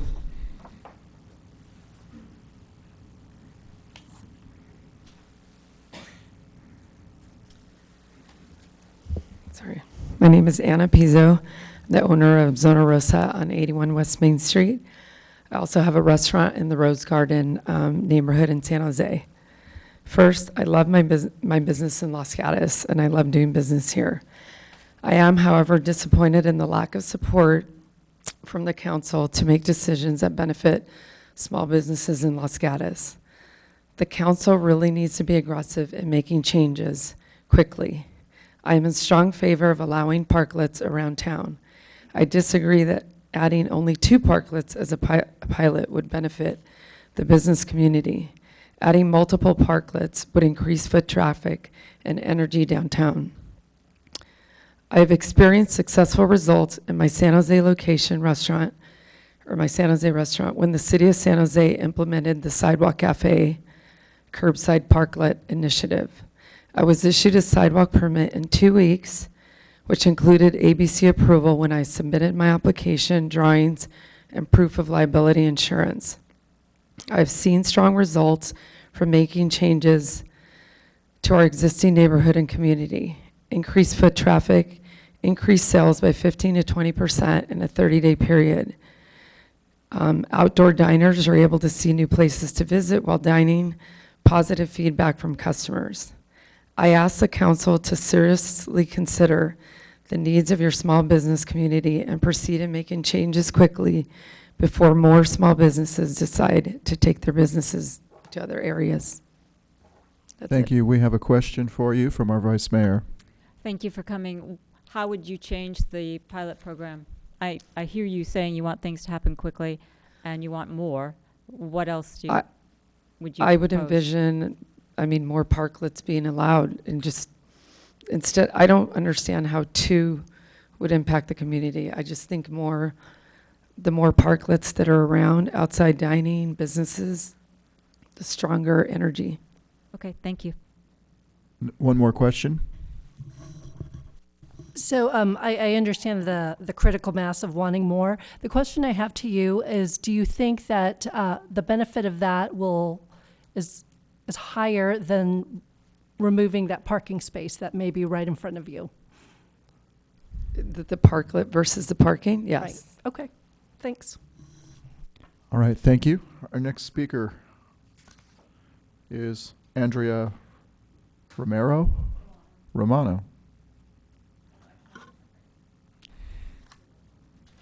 So my name's Andrea Romano. I'm here representing two restaurants in town. We have Chin Chin and Centonove. Over the past 3 years, we've seen our revenue decrease precipitously. We're not alone in this trend. I know of many business owners downtown who are experiencing the same downward trend. This includes restaurants and retail establishments. I've had many conversations with many business owners, and they are all experiencing this problem. The reason is hard to pinpoint, but we all believe it's a combination of several factors, one of which is the loss of guests to other more vibrant nearby downtowns, including Campbell, Willow Glen, and San Jose. Unfortunately, Los Gatos is no longer a vibrant, interesting place to visit, sadly. When you walk down North Santa Cruz, you see many empty properties. The lack of open businesses and buzz in downtown is turning Los Gatos into a ghost town. It's already perceived as a sleepy town. The news has started to notice and is reporting on the rash of business closures. Sadly, this doesn't bode well for our town. I don't know if you all saw the news last week. NBC, I think, did a piece about Los Gatos losing a lot of businesses. When you look at other towns that are thriving, you'll see a common denominator: outdoor dining. Outdoor dining is a key factor in attracting guests to visit and revisit the downtown district. When we have a vibrant dining experience, guests will stay and shop as well. I understand you're now looking at adding 2 parklets. Why just 2? Parklets should be approved for any and all restaurants or businesses that submit an application and meet the requirements of installation. When we increase outdoor seating, it will increase the buzz and vibrancy and attract shoppers and diners to our little town. As previously mentioned, one just needs to look at nearby towns to know this is a proven step to increasing guests to our stores and restaurants. As you're addressing the installation of parklets and the rules governing their use, I'd like to point out a few areas that are a bit of a concern as a restaurant owner. First, parklets as part of the restaurant will be required to be approved by the ABC. We will have to submit the plans for review and approval. The parklet space will be considered an extension of the dining room, and as such, is governed by all requirements for serving alcohol. This cannot be done in a mixed-use space during business hours. During business hours, the parklets need to be under the control of the restaurants. Our liquor licenses require that we manage our guests, monitor their alcohol consumption, and ensure they are legally permitted to drink. It's important to note that spaces will also be subject to the health department inspections. We will be expected to maintain the cleanliness and hygiene in the space just as we are in our restaurants. As a business, we will also need to extend our insurance coverage to include the outdoor seating space. If the space is available to the public, how do we mitigate our liability during public occupancy versus business use? As a business, I do not want to assume the liability for public use in an event of an injury or other insurable act. As a business, we're expected to maintain the parklet. The public use of the parklet will pose a challenge to our maintaining the cleanliness and overall working conditions of the space. Is the town considering a public-private partnership? It sounds like it's under consideration to maintain the parklets for public use during their public use periods. Are we expected to cover the cost of cleaning and maintenance for the public? Can I have one more second? Okay, thank you. Sentence. Okay. Just real quickly, as an aside, we've got a bench outside of Centonove, and a homeless man who is quite pungent occupies that bench regularly. No one else wants to sit in the area. Is he going to be permitted to use that parklet in front of my restaurant and park out front of there when I'm trying to use it for my business? I think it's wonderful you're looking at parklets. I just want to make sure that we adopt them widely around town and that we really consider all of the aspects of their installation for the various businesses. Thank you. All right, thank you. We have a question from our Vice Mayor. Thank you for coming. One of the policy considerations that is interesting to me, and I'd like to hear your response, is that the Parklet is inherently giving up a public space funded by the public by tax dollars that is a street for a private use. So one of the ways to make up for that is to say, well, you know, we're giving you up a public space, so you need to accommodate the public in it in some fashion, rather than have us simply give you a public space for your benefit. I think parklets are great. I think they're wonderful. I think it's a great idea. But how would you answer that policy question of giving up public property for private use? So the main point there is allowing the public use during our non-business use periods. I think that's nothing that any of us would ever argue against or for, is to not let it be used in any time we're not using the space. The only concerns that we have, that I have particularly, is the insurance value of the space. How does that work if somebody gets injured while it's not being used by our business? We've paid for the installation of the space. We also have to maintain the space. What if somebody destroys the space during the public use of the space versus when we have it? Who's going to pay for that? So there's just has to be some things considered around who's liable for what and when. We will pay for the installation of the parklet, so we've invested the infrastructure costs for that. And all I would ask is that the town consider some sort of a way of covering costs during public use time. Okay, thank you. Ms. Romano, I have a question for you. So, Zona Rosa is located in your Right next door. proximity, right next door. Los Gatos Coffee Roasting Company, and then your Centonove. Do you envision one large parklet that would cover enough space to be in front of all three entities, or do you envision multiple parklets that kind of look like they're an extension of your establishment, like an individual presence? Well, fortunately, our landlord has all three businesses, and we've actually talked about this. We actually put forth an option where we would have two parklets in front, where the coffee roasting company could use it during the day. We would use it at night if they wanted to use it. We wouldn't have to do three, right? We were just talking about doing two.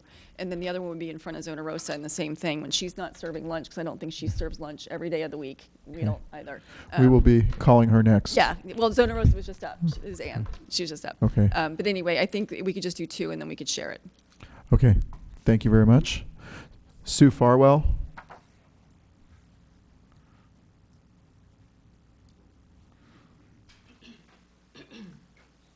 Good evening, Sue Farwell. I know you guys have received my letter, traded a couple emails and even a phone call with some of the members on council. I think we need to consider the goal of the parklet. And I did sit on some of the committee meetings for the parklets, and I tried to bring up some issues. This is a public-private venture. I think the public benefit is twofold. The public gets the use of the parklets during non-table service hours, which are many. But the biggest public gain is the energy and vibrancy that these parklets will bring to Los Gatos. I think that we can all agree that outdoor dining is a desired or is desirable. I believe it's in our town general plan that outdoor dining is desirable. I think we all love outdoor dining. I think that if you take a drive through Campbell, a drive through Santana Row, and you see all these outdoor dining spaces, you kind of go, oh, I didn't know that restaurant was there. I want to stop.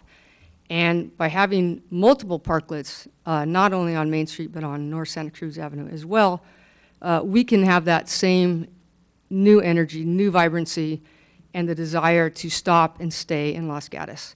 On the private side, since the town will not be paying for these parklets, the private entity is paying for these parklets.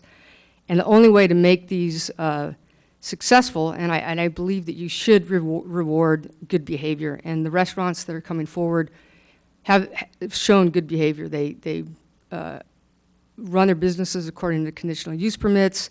They're great assets to the town, and to allow table service, you must have 100% control of that parklet during your business hours.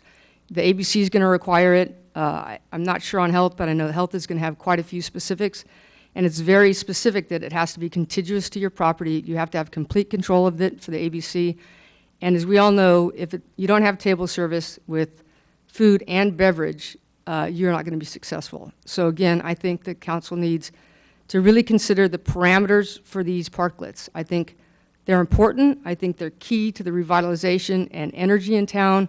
I think we need them on North Santa Cruz Avenue as well as Main Street. And I do believe that 2 is too few.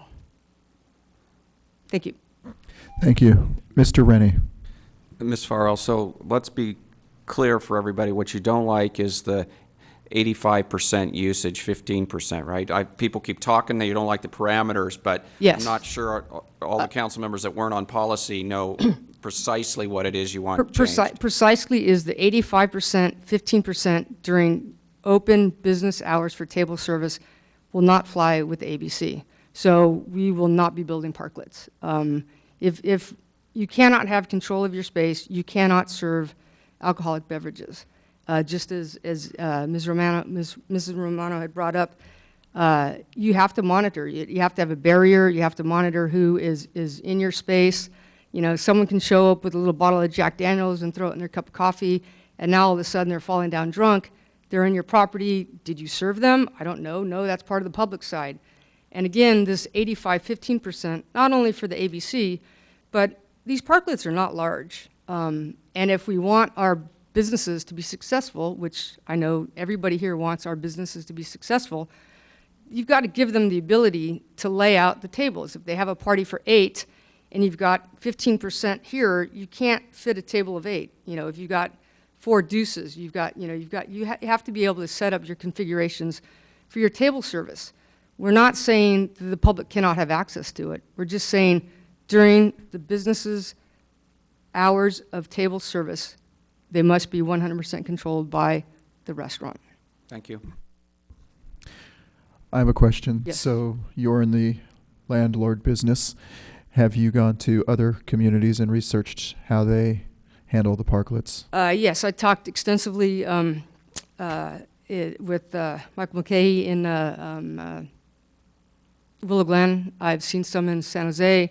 I have toured both Oceanside and another city down, I can't remember what it was, another small city. And I think they're wonderful. I mean, the ones in Oceanside are angle parking, and they're even better because they're deeper. You know, we're a little bit limited because they're a little bit shallower. You know, look at Europe. Europe is a prime example of how successful outdoor dining is. And I mean, I think that Los Gatos could liken itself to a European town. If we have a lot of outdoor dining, we're encouraging more foot traffic. We're encouraging people to stay, enjoy, walk the town, don't drive the town. So I guess where I was coming from with my question was the business end of things. How do they handle the public-private partnership? Oh, the other ones the one you've in Willow Glen researched? is the same. The one in Willow Glen is when it is table service, they have 100% control of the parklet. And after hours, they've got a built-in bench, and it is open for the public. Okay. Thank you. Yes. Any more questions? Seeing none, thank you very much. Our next speaker, Terry Martin. Good evening. My name is Terry Martin. I'm at 61 East Main Street. I'm an architect in town, and I'm actually speaking for myself tonight, not necessarily representing, you know, our landlord or any of the other landlords along the way. When I first heard about this project, the pilot program, a little over 5 months ago, I put together just a quick little draft to kind of get an idea as to where we were going with this. And everybody tonight has brought up a lot of good questions, and policy brought up a lot of good questions. But what's being missing is this is a pilot program. It's not a perfect pilot program. We could have mistakes. We could learn from this. We could find out what works and what doesn't work. My concern right now is that we are policing ourselves into not doing anything. Right now, there's a lot of stuff on here that a lot of people can't comply with, and a lot of process that's going to just stop this. So, I mean, I really think this needs to get opened up and become a little bit more of a pilot program to where we can actually see if it's going to work. Whether or not that's 10, 20, or 2 places, it doesn't make any difference. We just got to get moving forward. The couple things that I do have to say, though, is insurance is a big issue. Usage, hours of operation, big issue. You know, if we've got the restaurant owning it at one time and then the public the rest of the time, that works. There's a rule in there that all of a sudden popped up about 500 pounds of pressure at the corner of the unit, and then again at 15 feet halfway in between the two. These things aren't screwed into the ground. I don't know how you do some of that stuff. Number of spaces, whether it's 1, 2, or 3 spaces, all need to be determined. Again, it's a pilot program. Let's try not to policy it too much. Open for questions. Thank you. Mr. Rennie? I just got to ask this question. I'm from all the speakers, they've sounded mad at us, right? This, it's almost like this idea sucks. But then at the other hand, they're saying, yes, we want Parklet. So so I got to ask the question: should we just send this back to policy committee and delay it some more, or is there simple things we can change to move forward now? That's what I was trying to get from Ms. Farwell too. Is there a simple 1 or 2 things? But I also hear that there's so many problems with this, it's not going to work. So I'm a little confused. So the short answer is, I hope you don't send it back to policy for more review, because I would really like to see something moving forward tonight to get us at least moving in a direction. My concern has been that we went to policy and all of a sudden we got a lot of policy, and right down to how do we select who it is, which one are they at, and you need to meet this amount of points, and it has to have this look, and it has to have fixed seating if you want to get points, and those are all great ideas, but that really isn't pilot. I don't know what works necessarily in Los Gatos right now, and that's what we're trying to get at. Is we need to get out there and see, does Sue's work, does the one we've got an idea on work, does somebody else's work? I don't know what the right solution is. We're not necessarily directed to restaurants. The stuff we're looking at on Main Street, we're looking at a combination of 2 or 3 places. So there might actually be an open space in the middle that's combined. I don't know yet. So there isn't 1 or 2 things that we could just knock off the list and say, don't do those, other than the 500-pound thing. All right. Thank you very much. That's the last card I have. Anybody else? Seeing none, we'll close the public hearing. Vice Mayor. Okay, I just have to say, as a member of the policy committee, of course, if you send it to the policy committee, you're going to get policy. That's what we do. But having listened to the speakers, the reason that we even brought this up and that the staff brought it to us is because we had applications out there and that we didn't have any way to evaluate them and a way to do it fairly. And so what we wanted to do was think about, okay, well, we would like to do this. How can we implement it in a fashion that is going to be fair and that provides a public benefit and a private benefit? Agreeing that parklets are good, they're successful, they vitalize the street, you see them. Other communities around the Bay Area, one that hasn't been mentioned is Menlo Park. They do it differently. They've got like one big stretch on their Santa Cruz Avenue that's got logos or emblems for different restaurants that go across the space. But so given that, what we tried to do, Councilman Rennie and I, along with the thank you very much staff, assistance from staff, is look at how other communities had structured this, and keeping in mind that it is a pilot and that we have to learn from it, and how are we going to do that. So as a policy committee member that brought this forward, I'm pleased with what we did. However, listening to the commentary, it does make sense, and if I'm going to think about what Councilman Rennie said, I'm not going to use his terminology for our idea, because I thought it was a pretty good idea. But it seems like there are some fixes that could happen. For example, bearing in mind, as Mr. Martin says, that it is a pilot, that we could, and I understand from the staff discussions, et cetera, with the changes that we're contemplating for North Santa Cruz, we thought, well, maybe we should hold off on that area, et cetera. But I guess I'm of the opinion, after listening to the speakers, that if we're going to learn anything, we ought to open it up to what's basically going to be our C2 district, which is North Santa Cruz all the way around to East Main.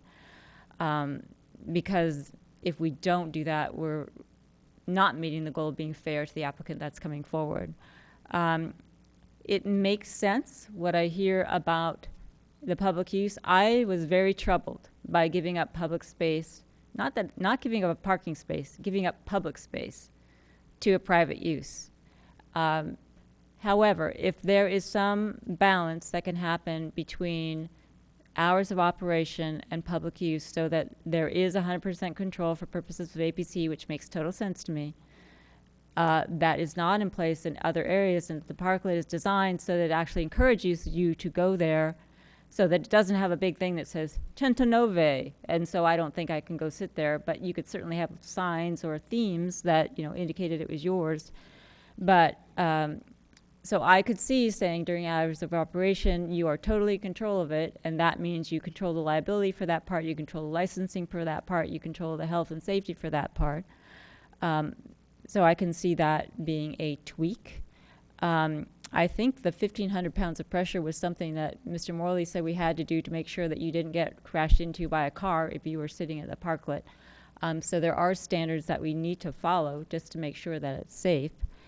With respect to distribution of risk liability insurance, I would imagine that that would be a permitting process that comes through with the town when something gets approved.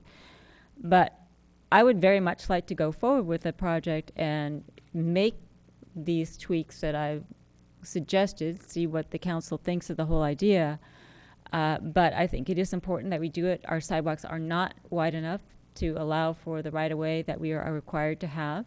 And pending any kind of infrastructure improvements or widening of our sidewalks or changing the configuration of North Santa Cruz, I think we need to be doing something. And the pilot program is designed to do that because the whole theory is that it will change over time when we see how it works. And if transportation people are correct and economic people are correct and they can't find a parking space right out in front of where they want to go, hopefully they will Uber or do something in order to get there.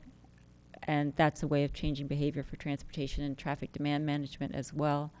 So what I would offer to the council is expand it to North Santa Cruz, allow perhaps a cap of an amount of parklets that this council decides makes sense so that the entire street isn't parklets, allow 100% control of a space that's fitted out by a property owner applicant for the times of hours of operation. But as an aside, I'm going to say I'm troubled by the coffee roasting company combination with Zona Rosa and Centonove because you end up having 100% business hours. So there would have to be some kind of agreement in that kind of situation because you have a coffee shop, it's open, and then you go into the restaurant, the public can never get in there. But maybe it's a difference between alcohol and not. So that could be something that we figure out. But I would be inclined to treat it as an experiment, that's a pilot program, and allow for the changes that I've suggested. And it's not a motion, it's just a big, long speech. Councilmember Spector. Thank you, Mr. Mayor. No big, long speech, but some questions. Issue has come up about the number of parklets. Let's have more than two, and these questions could be for staff. What is your input on that? So we allowed the parklets to be up to 3 parking spaces long. The idea by limiting it to 2, and we were thinking Main Street, was it achieves a balance between parking and parklets, so it avoids taking away too much parking. But certainly that's a policy question and something that we would look for guidance from the council on setting the number for. Okay. If one little tidbit, we are about to start a parking study for the downtown, so that will inform us a lot on how much parking we have available and where the needs are, and that may be if that completes towards the end of or towards the fall time frame, having parklets in place for 2 years, if you find that you're restricted on parking in terms of capacity, may put us in a little bit of a bind and not being able to sort of reel it back in. So that was the reason for the sort of the Main Street stretch and not going to Santa Cruz. So there's another policy question involved on that stretch. Well, you may have answered my question by the reverse. So the next one was what staff's input on extending this what is it? process to Santa Cruz Avenue? So we think there's a great opportunity to do less structured parklets on Santa Cruz Avenue. So in the example that you're seeing on the screen, there's a significant infrastructure investment from the business perspective in terms of building it. Probably not something that has a payback over 4 months, but if we were able to do something where we had just a ramp that went down so from the curb to the asphalt and allowed the restaurant to program the asphalt area without having big raised infrastructure, we think there's some opportunities for success there. And we had planned on incorporating that into the pilot program on the one-way street. So through conversations with restaurants and business owners and the outreach on that project to try and make the best of that project as a separate project. So that could be done independently of this pilot and done in conjunction with the one-way street? It could, and when the one-way street wraps up, it doesn't preclude the council from expanding the pilot to include Santa Cruz if we're undoing the one-way street. All right, and the last one, and this might be for the town attorney, I don't know, but a question came up with regard to money from tenants. I have a feeling that might be a private issue, but I'll look to staff with regard to that issue. I would agree it's a private issue.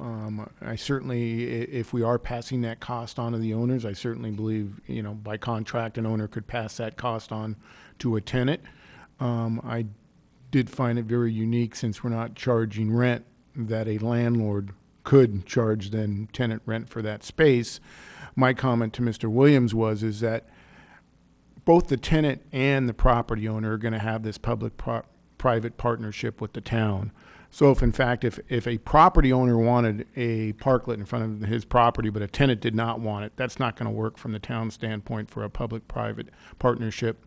And so he does have the ability, Mr. Williams, if he can't reach an agreement with the property owner, to just not enter into that public-private partnership. So, and the same goes if a tenant wanted it in front of his business, but a property owner did not want it.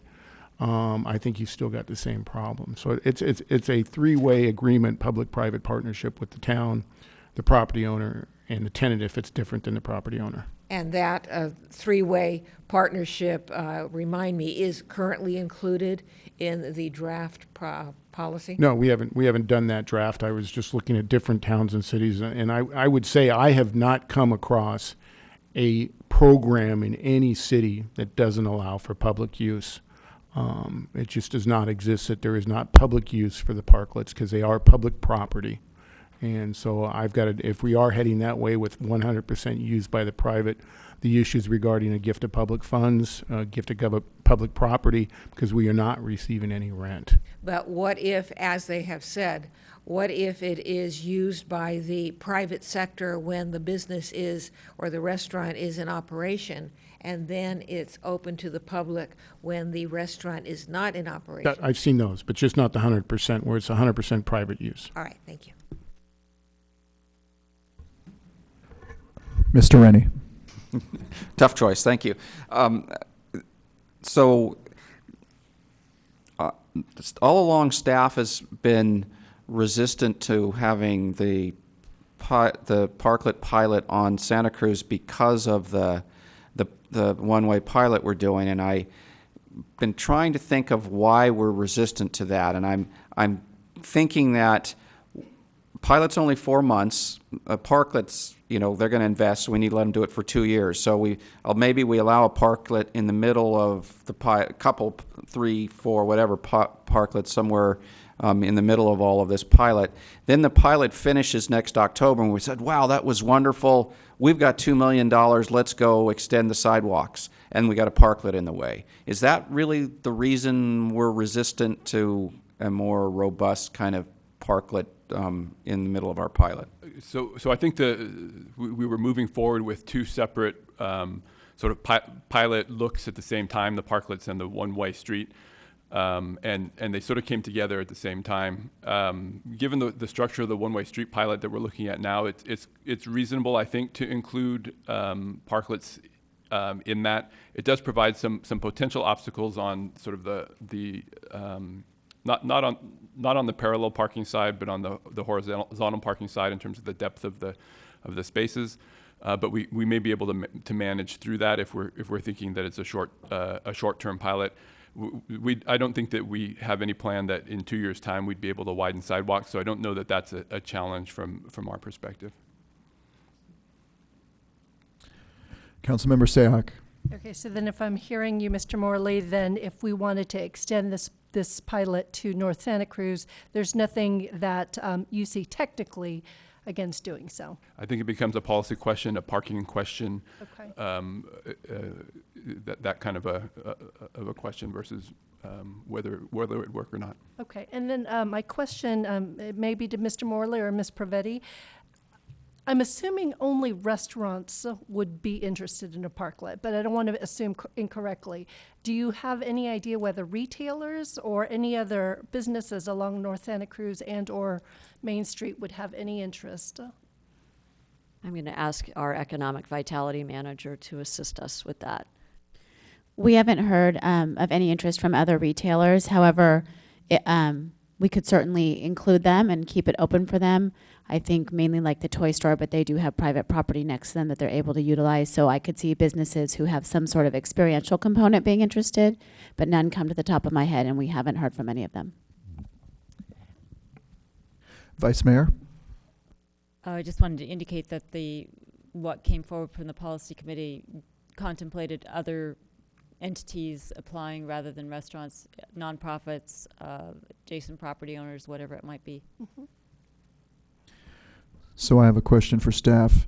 Is there a model that exists out there where the restaurants could lease the space and then get 100% ownership and completely control the parklet and do their own theme and that type of thing?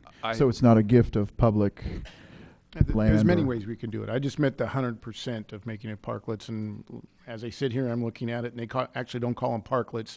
They're streeteries is what they're calling them now, because truly they're not parklets if you have this shared streeteries, meaning that they're a cafe type situation. That's what they're calling them in Seattle now. So it's more of getting direction on what you would like, and we can figure out that mechanism. As I think Councilmember Jensen was saying during the policy committee, we were certain we wanted this public use of it for 24 hours. It had to be open for the public. If it's council's, to work with that issue, we can find out that mechanism to make it happen. I'm just a little leery on making them 100% private when there is no benefit going to the public whatsoever. But as an alternative to there being no benefit to the public, there could be a fee. That's correct. Okay, thank you. Councilmember Sayak. Okay, so I don't have any questions, and if it's okay, I'd like to take a stab at a motion. I think the comments of it's a pilot has been heard loud and clear, and with many other things, I think we're in agreement that we don't want to policy this to death.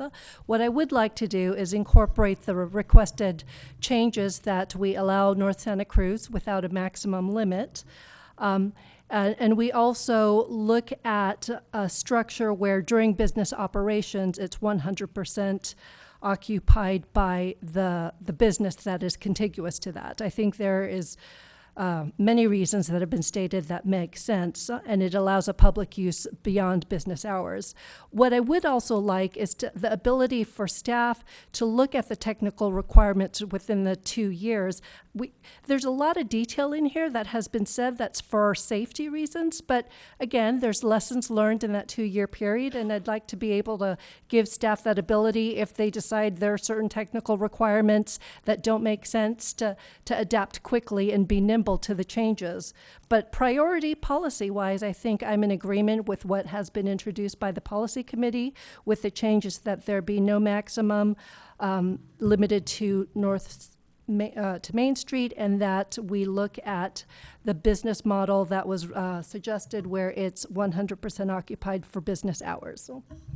And that's so I move that's my recommended motion for approval. All right, we have a motion. Vice Mayor? I'll second the motion. Discussion? Seeing none, I'll call the question. All in favor? Aye. Opposed? None. It passes unanimously. Thank you. Moving on to item number 12. Well, we will have a public hearing to consider the abatement and order of the destruction of hazardous vegetation, otherwise known as weeds. And who is doing our staff report? Mr. Morley, thank you. Thank you. This is our annual program to destruct weeds. It was brought to you at our last council meeting that there was some notification snafus with that, so we've re-notified, made sure that the appropriate property owners have been notified, and have brought it back to you again today with a list of properties that have been identified. The property owners will have an opportunity to abate the weeds, and should they not, we'll be back to the council at a future time to look at the assessments for the recovery of those costs. And that concludes my report. All right. Questions?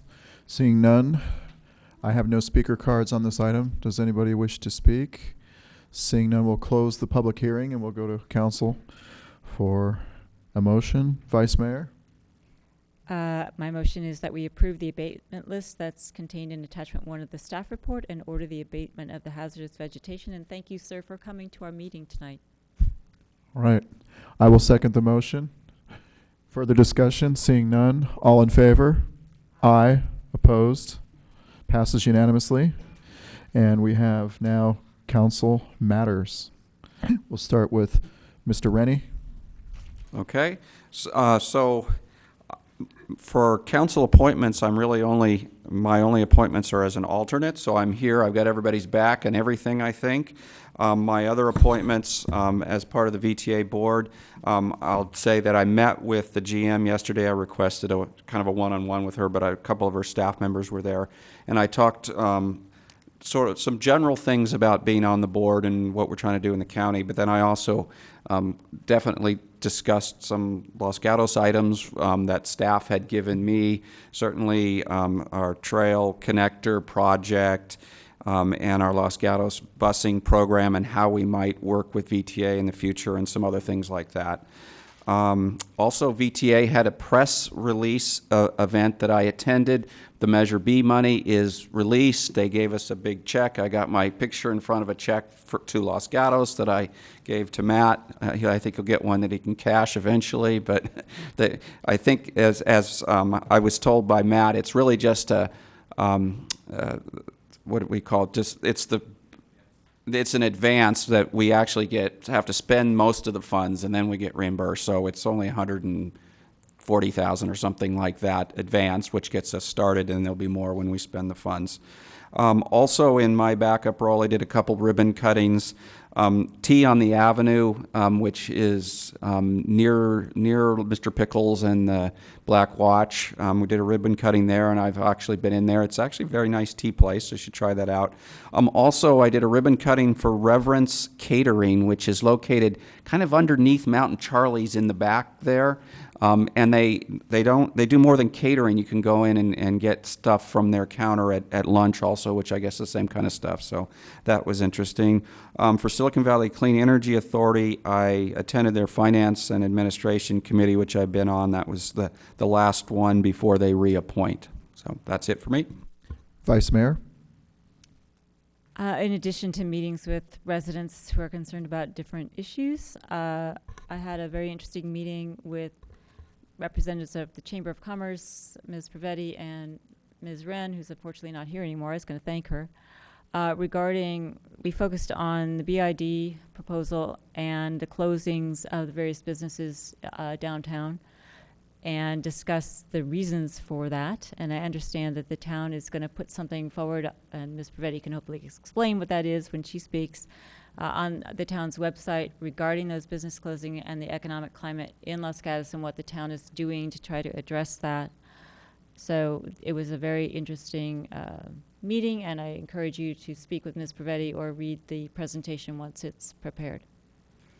All right, thank you. Since our last meeting, I attended the League of California Cities conference, and I participated in many training seminars, including ethics, the semi-annual renewal. Councilmember Spector. Thank you, Mr. Mayor. The Policy Committee met and established priorities for the coming year. Councilmember Sack. Since our last meeting, the League of Cities had their quarterly meeting where the CASA Compact was discussed and the different elements to it and the bills that they are becoming morphed into.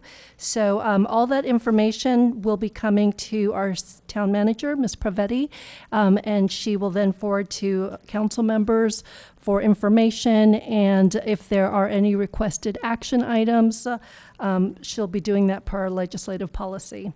And also on Saturday, Santa Clara County had a women's policy summit, and our town manager was on our Housing 101 panelist and did an incredible job. Manager matters. Thank you very much. To the Vice Mayor's point, we are working on enhancing our economic vitality website to really promote all of the good work of our town council, to do a variety of pilots to encourage businesses to come and stay in Los Gatos, and we'll have more items coming to your attention at future agendas. I also want to remind everyone that we are looking for candidates for our sales tax committee. The applications are due on Friday, and interviews are scheduled for the 19th of February. On Thursday, we will be populating these walls with art from our Los Gatos High School, and we will be doing a short reception in the evening at 6 p.m., and everyone is welcome to join us. And then lastly, the VTA is starting to conduct community meetings because they are looking at their next transit plan. And so we encourage all residents to go to the VTA website, look for a community meeting that's close by, and or provide your comments directly to the VTA on their website. Thank you. All right, and before we adjourn, I wanted to congratulate the town of Los Gatos on our smoking report card from the American Lung Association. We received an A grade for the year 2018. So good work, everybody. Thank you. This meeting is adjourned.